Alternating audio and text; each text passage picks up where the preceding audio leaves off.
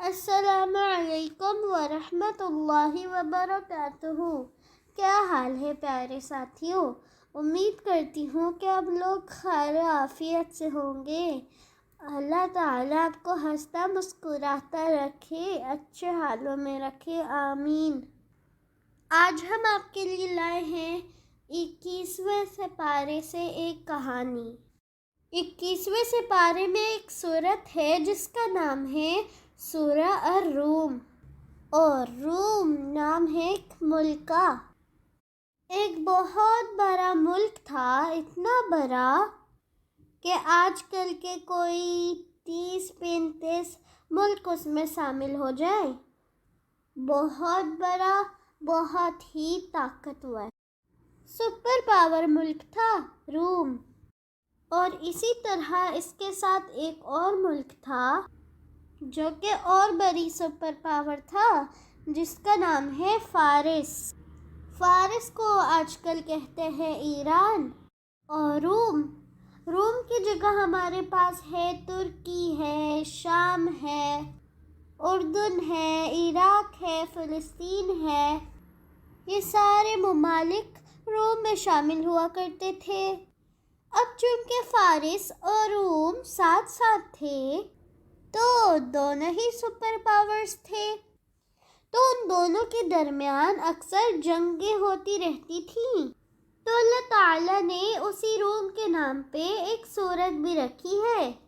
بھلا اس سورت کا نام روم کیوں ہے؟ سنتے ہیں۔ اب جب روم اور ایران میں اکثر جنگیں ہوتی رہتی تھیں تو کبھی فارس جیت جاتا تھا اور کبھی رومی جیت جاتے تھے۔ ایرانی لوگ آگ کی پوجا کرتے تھے، مشرک تھے، وہ کہتے تھے آگ ہی ہمارا خدا ہے، جبکہ رومی اہل کتاب تھے اور اپنے آپ کو عیسائی کہتے تھے، یعنی کہ حضرت عیسیٰ علیہ السلام کی بات مانا کرتے تھے۔ اور جب ان کی لڑائیاں چل رہی تھیں تو یہ وہی زمانہ تھا جب اللہ تعالیٰ نے نبی صلی اللہ علیہ وسلم کو نبی بنایا تھا، ان کو بھیجا، اور وہ ان لوگوں کو اسلام کی طرف بلا رہے تھے۔ اب مکہ میں جو مشرکین تھے وہ اپنے آپ کو فارس یعنی کہ ایرانیوں کے دوست کہتے تھے۔ مکہ کے لوگ کہتے تھے کہ ہم بتوں کی پوجا کرتے ہیں اور فارسی لوگ آگ کی پوجا کرتے ہیں، اس لیے ہم دونوں ایک دوسرے کے زیادہ قریب ہیں۔ جبکہ مسلمان عیسائیوں کو اپنا دوست کہتے تھے، یعنی کہ وہ کہتے تھے کہ عیسائی بھی حضرت عیسیٰ علیہ السلام کو مانتے ہیں، اللہ تعالیٰ کی کتاب ہے ان کے پاس، اور ہم بھی پیارے نبی کو مانتے ہیں اور حضرت عیسیٰ کو بھی مانتے ہیں، اس لیے ہمیں ان کا ساتھ دینا چاہیے۔ تو جب لڑائی میں رومی جیت جاتے تو مسلمان خوش ہو جاتے، اور جب فارسی جیت جاتے یعنی کہ ایرانی جیت جاتے تو مشرکین خوش ہوتے۔ اب ہوا یہ کہ ایران کا جو بادشاہ تھا جس کا نام تھا خسرو پرویز، اس کی بہت ہی زبردست لڑائی ہو گئی روم کے بادشاہ سے، جس کا نام تھا فوکاس۔ فوکاس کے ساتھ اس نے بہت لڑائیاں کی اور پھر آخر کار مصر سے فوکاس کو مدد ملی، اور پھر وہاں پہ ایک اور نئی بادشاہ کو بھیجا گیا جس کا نام تھا قیصر۔ قیصر جب آیا تو ادھر سے ایران کا بادشاہ حملے کیے جا رہا تھا، کیے چلے جا رہا تھا، اور یہ وہی والا سال تھا جب اللہ تعالیٰ نے نبی صلی اللہ علیہ وسلم کو نبی بنایا تھا۔ اور جب عیسائی روم پر حکومت کرتے تھے تو وہ بھی لوگوں پر بڑا ظلم کرتے تھے۔ جو لوگ عیسائی نہیں ہوتے تھے، یہودی ہوتے تھے یا کسی اور مذہب کے، تو ان کے ساتھ بہت برا سلوک کرتے تھے۔ اب وہ سارے لوگ جو عیسائیوں کو پسند نہیں کرتے تھے وہ سارے چلے گئے ایران کے بادشاہ کی فوج میں، اور ایران کے بادشاہ خسرو پرویز کی فوج بڑی ہوتی گئی یہاں تک کہ بہت بڑی ہو گئی، اور پھر انہوں نے حملہ کرنا شروع کر دیا روم کے علاقوں پر۔ پہلے جو شہر انہوں نے فتح کیا اس کا نام تھا انطاکیہ۔ اس کے بعد وہ آئے ایک اور شہر فتح کرنے جس کا نام تھا دمشق، اور دمشق کے بعد وہ پہنچے بیت المقدس، یعنی کہ جہاں پہ ہے مسجد اقصی۔ مسجد اقصی میں ایرانیوں نے اتنا خون خرابہ کیا، 1,00,000 عیسائیوں کو وہاں پہ جا کے مار دیا، اور پھر 1 سال کے اندر ایرانی فوجوں نے اردن اور فلسطین بھی فتح کر لیا، اور آگے چلتے چلتے وہ پہنچ گئے مصر تک۔ جب ایرانیوں کو فتح حاصل ہو رہی تھی اور عیسائی ہار رہے تھے تو اس زمانے میں مکہ میں مسلمان بھی موجود تھے، اور جب بھی کوئی خبر آتی کہ عیسائی ہار چکے ہیں اور ایرانی یہ والی جنگ بھی جیت گئے ہیں تو مکہ کے کفار بڑے ہی خوش ہوتے، کیونکہ وہ تو ایرانیوں کو اپنا دوست کہا کرتے تھے۔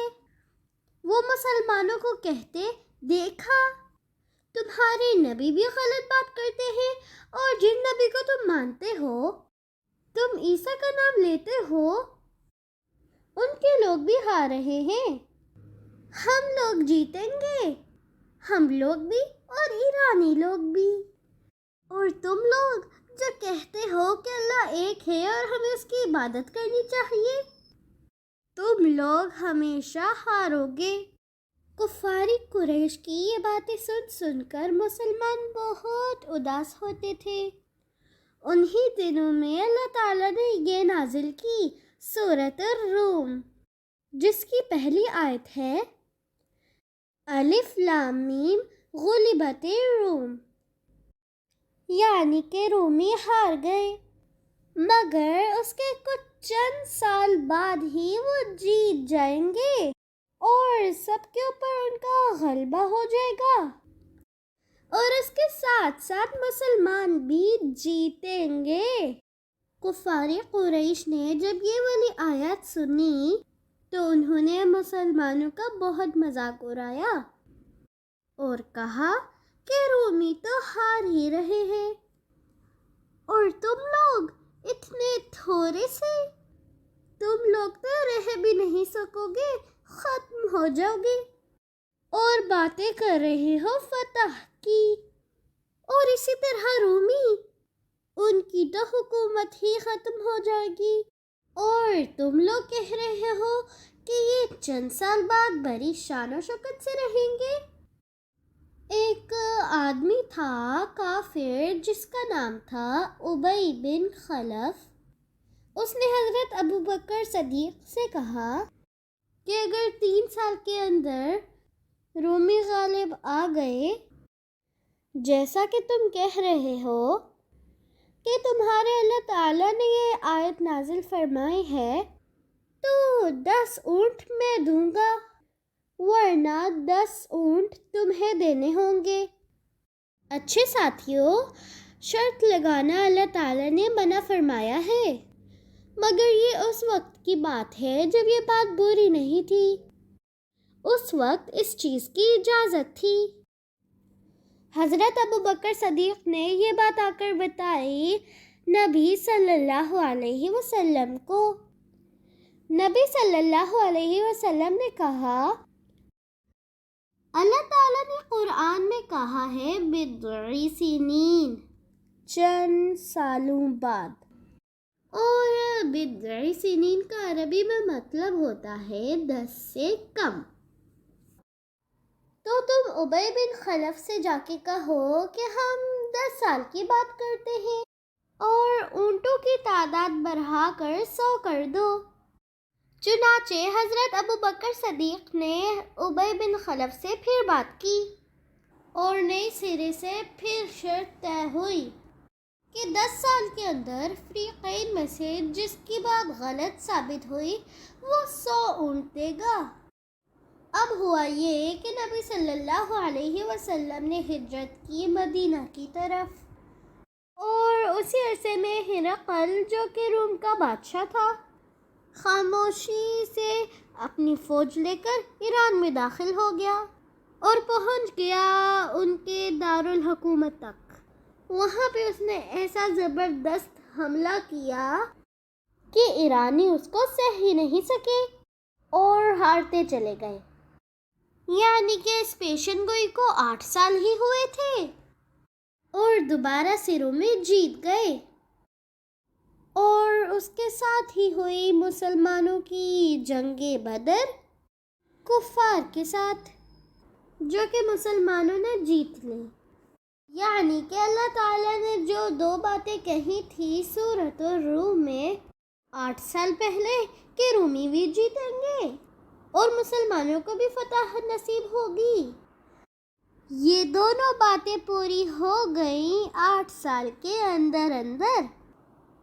اب جب رومی بھی جیت رہے تھے اور مسلمانوں کو بھی فتح حاصل ہو گئی تھی، جنگ بدر میں، جنگ احزاب میں، صلح حدیبیہ میں، تو وہی ابی بن خلف جس کے ساتھ حضرت ابوبکر صدیق نے شرط لگائی تھی، وہ نبی صلی اللہ علیہ وسلم کی خدمت میں حاضر ہوا 100 اونٹ لے کر۔ وہ یہ بات جان گیا تھا کہ جو بات قرآن نے بتائی ہے وہ بالکل سچی ہے۔ نبی صلی اللہ علیہ وسلم نے اسے حکم دیا کہ جو اونٹ وہ لے کر آیا ہے انہیں صدقہ کر دیا جائے، کیونکہ یہ شرط اس وقت لگائی گئی تھی جب اسلام میں اس کی اجازت تھی، اور اللہ تعالیٰ نے اسے حرام نہیں قرار دیا تھا، مگر اب جب اس کو حرام قرار دیا جا چکا تھا تو اللہ تعالیٰ نے کہا کہ ان سے مال لے کر استعمال کرنے کے بجائے اسے صدقہ کر دیا جائے۔